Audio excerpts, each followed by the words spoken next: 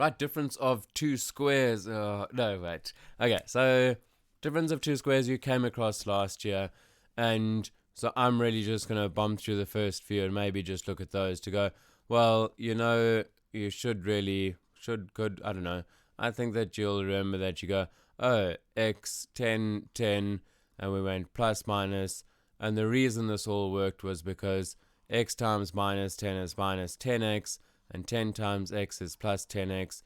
In other words, those middle terms conveniently gave you 0, so you just got x squared minus 10 squared.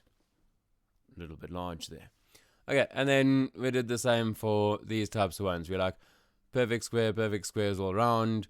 So we went bracket, bracket, x, x. Well, this is actually 2x because 2x times 2x. 3y. And you're like, cool, plus, minus, and it all works out so nicely. Same for this one, fractions. Nothing wrong with fractions.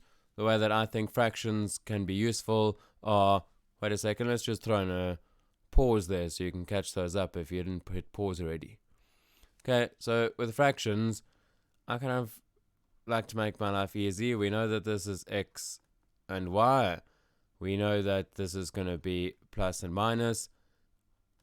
May seem like overkill, but really to get, I don't know, one way is just to go, we know that when we multiply these fractions, we're going to go numerator times numerator. So the square root of 1 over 25, I'm just going to look at numerator and denominator separately. So 1, well, that's just 1 times 1 gives us 1. 25, well, 5 times 5 gives us 25. So it can be a useful way to look at our fractions. 1 times 1 gives us 1, and 4 times 4 gives us the 16.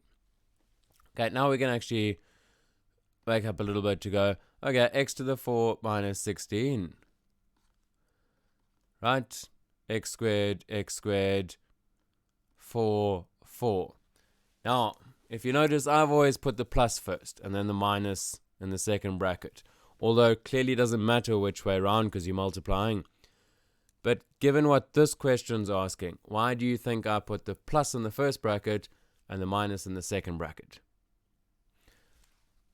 Well, the reason I do that is because when we have to factorize further like this one, it's quite more convenient, I think, to have, well, our first bracket's x squared plus 4, can't factorize further, not a difference of 2 squares.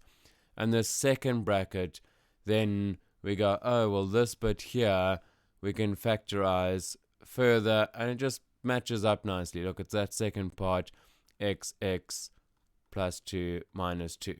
So that's why I would generally go plus minus. Also, it's nice because if you're solving an equation, then it's like x equals minus 2 or x equals 2. So you're going from like the negative 1 first, then the positive 1. Little tidbit of how and why I do it that way. Okay, so something similar is going to happen with this one, right? You're going to factorize, and then you're going to factorize, and then you're probably going to even factorize even more.